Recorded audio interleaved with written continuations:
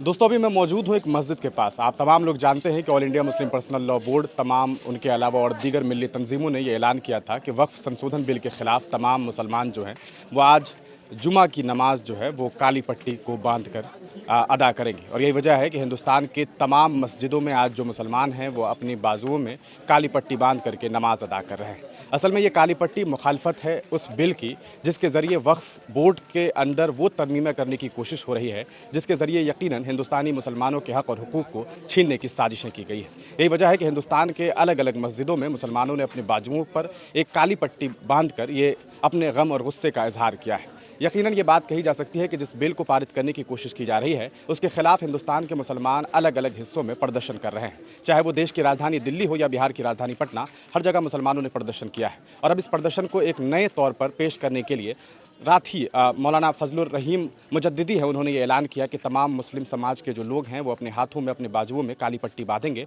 और अलग अलग मस्जिदों में नमाज अदा करेंगे। ये एक कहा सकता है कि प्रोटेस्ट का एक अलग तरीका है जो हिंदुस्तान ही नहीं बल्कि दुनिया वालों को एक मैसेज देगा कि किस तरीके से हिंदुस्तान में मुसलमानों के खिलाफ ऐसे कानून को बनाने की कोशिशें हो रही है जिसके ज़रिए उनके कब्रिस्तान, उनकी ज़मीनें, उनकी मस्जिदें, उनके मदरसों पर कहीं ना कहीं उसे निशाना बनाने की कोशिशें हो रही है। यही वजह है कि अलग अलग हिस्सों में लोगों ने आज अपने बाजुओं में काली पट्टी बांधी है। हमने इस पूरे मामले को लेकर के हिंदुस्तान के अलग अलग मस्जिदों से कवरेज करने की कोशिश की है। हमने कुछ लोगों से बातचीत भी की है जो आप आगे देखें। ताकि हमारे साथ मस्जिद के इमाम हैं, हम उनसे बातचीत करते हैं क्योंकि मस्जिद के तमाम लोगों ने जो मस्जिद में नमाज़ें अदा की और मस्जिद के जो ज़िम्मेदारान हैं उन तमाम लोगों ने अपने बाजुओं में एक काली पट्टी बांधी हुई है। यकीनन ये बात कही जा सकती है कि all India Muslim personal law board और दीगर तमाम मिली तंजीमों के आह्वान के बाद इन लोगों ने ऐसा किया है। इसके पीछे जो वजह है वो है वक्फ संशोधन बिल के खिलाफ मुखालफत का एक तरीका, एक प्रोटेस्ट का, एक साइलेंट प्रोटेस्ट का तरीका। इमाम साहब से हम इस बारे में बातचीत करेंगे और उनसे जानेंगे कि आखिरकार इसके पीछे क्या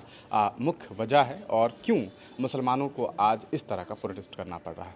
सबसे पहले तो मैं आपसे इमाम साहब ये जानना चाहूँगा, आपने अपने बाजुओं में भी काली पट्टी बांधी और तमाम जो लोग हैं उन्होंने बांधी, क्या इसके पीछे की वजह है?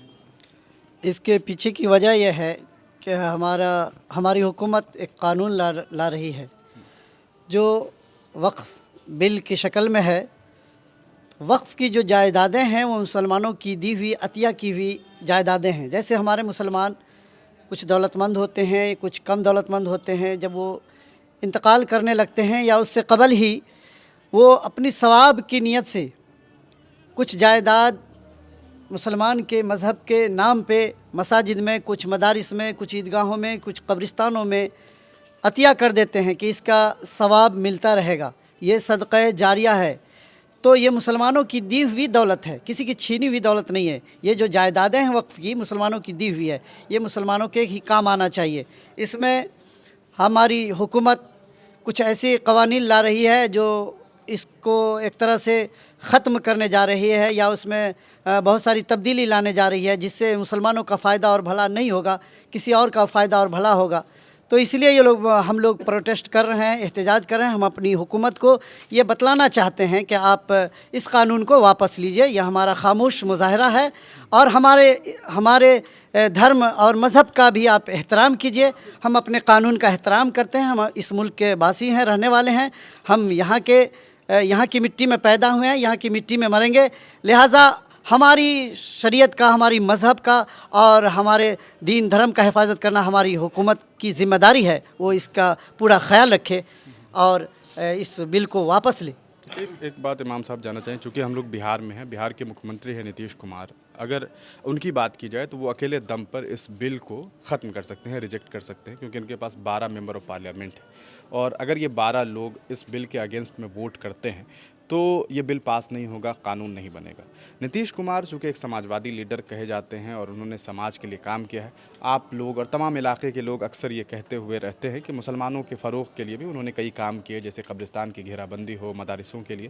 लेकिन ऐसे वक्त में जब मुसलमानों को सख्त ज़रूरत है उनकी, तब वो प्रधानमंत्री नरेंद्र मोदी और उनका जो गठबंधन है उनमें शामिल हो गए।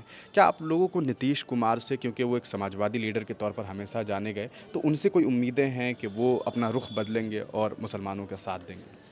अभी भी उनसे उम्मीद है कि वो पलटें और वो जिस रूप में माने जाते हैं बिहार में कि एक समाजवादी लीडर हैं और इसी रूप में उसे देखा गया है।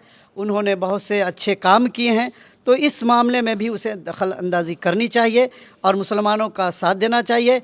इसी मुसलमान के वोट पे वो अपने ओहदे पे पहुंचते हैं और उसके साथ ही चंद्रबाबू नायडू जी भी हैं, वो मुसलमानों के वोट से ही अपने ओहदे पे पहुंचते हैं। लिहाजा इस बुरे वक्त में मुसलमानों का उन्हें साथ देना चाहिए। और समाजवादी जितनी भी पार्टियां हैं, जो सेकुलर पार्टियां हैं, उन सब को अभी मुसलमानों का साथ देना चाहिए। ये जो कानून है एक तरफ़ा कानून है और मुसलमानों के हक़ की पामाली हो रही है, इसे बचाना चाहिए क्योंकि मुसलमान की जो वक्फ़ की जायदादें हैं, इन्हीं की दी हुई, इन्हीं के आबाजाद की दी हुई और अतिया की हुई दौलत है, एक तरह से इसे छीना जा रहा है। यही नहीं कि हिंदुस्तान में बदनामी हो रही हुकूमत की, पूरे आलम में, पूरे वर्ल्ड में, पूरी दुनिया में बदनामी हो रही है कि एक कौम की, एक अक़लियत फ़िरका की दौलत को हुकूमत छीन कर अपनी दौलत बनाना चाहती है, या कोई कंपनी बनाना चाहती है, या कोई ऑफ़िस खोलना चाहती है।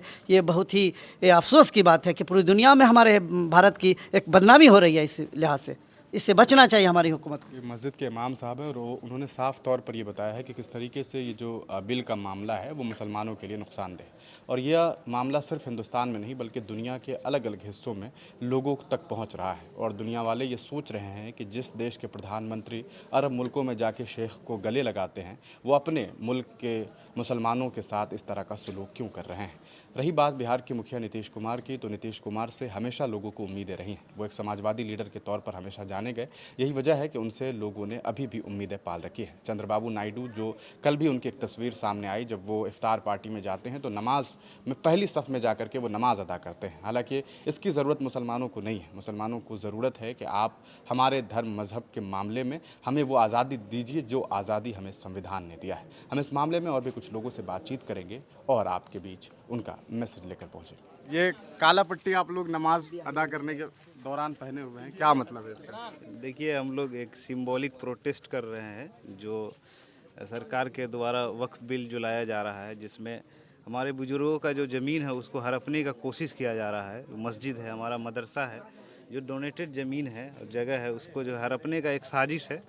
और ये साजिश को जो है सो सरकार जो है सो किसी तरह से ये जो पूरा करने की कोशिश कर रही है, इसी का एक सिंबॉलिक प्रोटेस्ट हो रहा है। क्या लग रहा है इस तरह के प्रोटेस्ट का कुछ असर पड़ेगा सरकार के ऊपर? प्रोटेस्ट का हमेशा असर पड़ता है, आज नहीं तो कल, कल नहीं तो परसों, लेकिन असर तो पड़ता ही है, खबर जाती ही है और उनके आँख का ये चुभन बनता ही है। तो इसीलिए हम हमारे समाज के लोग, हमारे मस्जिद में जो है सो जो जिम्मेदार लोग हैं वो लोग बोले कि हमें भी प्रोटेस्ट में हिस्सा लेना है, इसीलिए हम लोग भी आज बांधे हैं। काहे काहे पहने हुए हैं काला पट्टी? इसलिए पहने हुए हैं जो यहाँ का प्रशासन जो है गलत कर रहा है हम लोग के साथ।